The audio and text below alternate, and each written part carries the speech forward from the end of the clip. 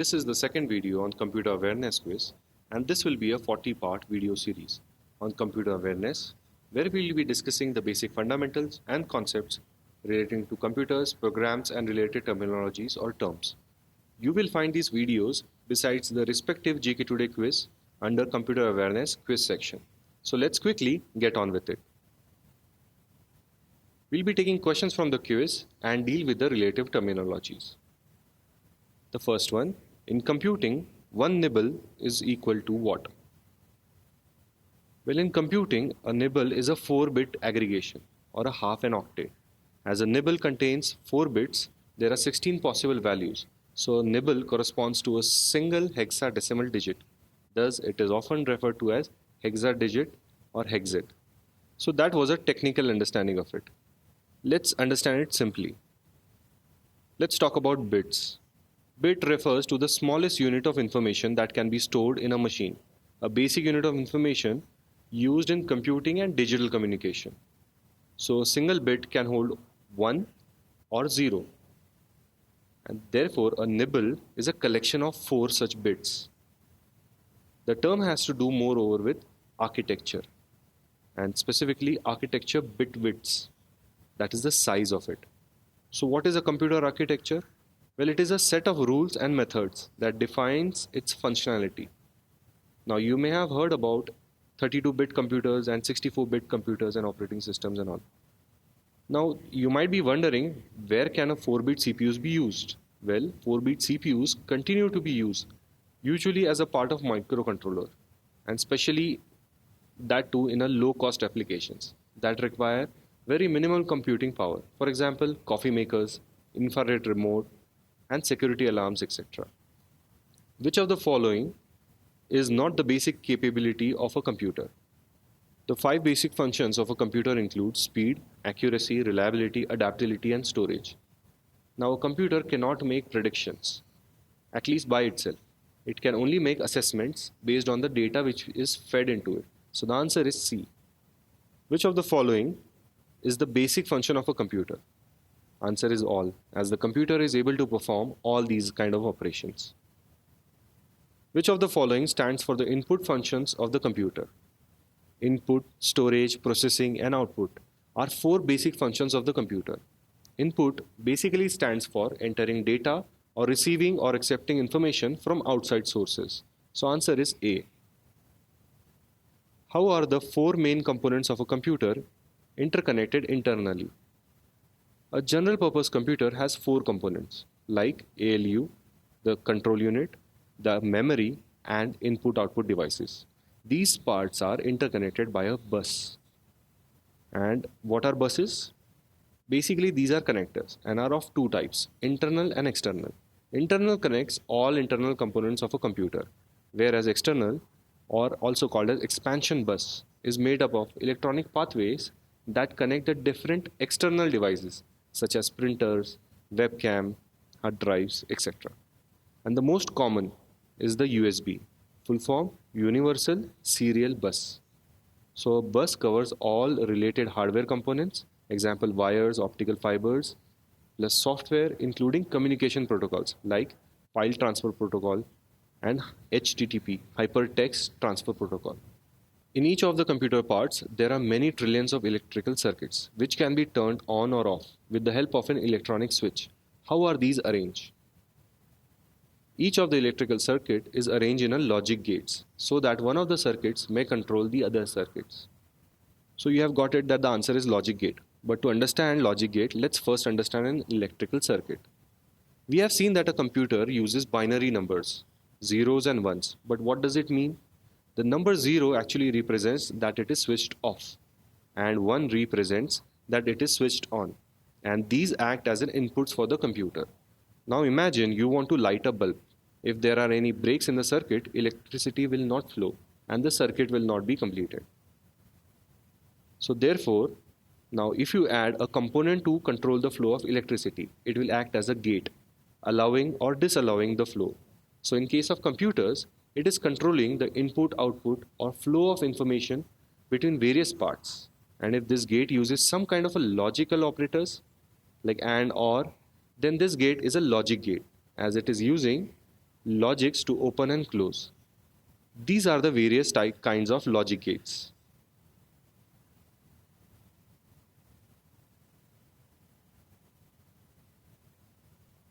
So in summary, it is an electronic circuit having one or more than one input and only one output. The relationship between the input and the output is based on a certain logic, that is the logical operators. And based on the type of logic used, these logic gates are named as AND gate, OR gate, NOT gate, etc. What kind of information each of the electrical circuits represent? Each circuit represents a bit, that is a binary digit information. When the circuit is on, it represents a 1 and a 0 when it is off, in a positive logic representation. So the answer is C. A communication system which transfers data between the components inside a computer or even between computers is known as, in computer architecture, a bus is a communication system which transfers data between the components inside a computer or even between two or more computers. So the answer is A. Which of the following is a system bus? To answer this, let's understand it. A system bus is a single computer bus that connects the major components of a computer system, combining the functions of data bus, which carry information, an address bus, which determines where it should be sent, and a control bus, which determines its operation. So the system bus is a pathway composed of cables and connectors used to carry data between a computer microprocessor and the main memory. So the answer is B. Which of the following is not an input device of the computer? Here the answer is sound card. Let's understand what exactly it is. A sound card is not an input device of the computer. It is moreover an expansion card wherein you connect your speakers or other sound devices. Now we all know what a scanner is. It helps make digital copies of our physical documents. A trackball is a pointing device which consists of a ball held by a socket. Earlier, mouse used to have these kind of trackball in them, but today mostly we use lasers or optical mouse. Still, trackball are used by graphic designers, color grading artists, and even gamers because it is much easier that way. And what are joysticks? We all know we used to play games, and it is also used to control RC toys and drones. RC meaning remote control. Which of the following is not an arithmetic capability of a computer? Arithmetic means addition, subtraction, multiplication, division. A computer is much more than an arithmetic number crunching device and performs many other operations like copy, paste, delete, print, etc. Answer here is copy and paste. Which of the following is the correct sequence of stages of a data processing in a computer? Well, this is determined by a certain principle, and the answer is 1. The correct sequence is data collection, input raw data, processing of data, information, and output. Which of the following indicates where is the computer in terms of the program sequence? The program counter, which is commonly known as the instruction pointer, is actually a processor register that points to where a computer is in its program sequence. Answer is D. Which of the following can change the sequence of instructions to be fetched by the processor? Answer is all of the above. Now, processors usually get instructions from memory, but the sequence is usually changed by placing of a new value in the PC, like branches, called jumps, subroutine calls, and returns. Which of the following is a quickly accessible location which is available to the central processing unit of the computer?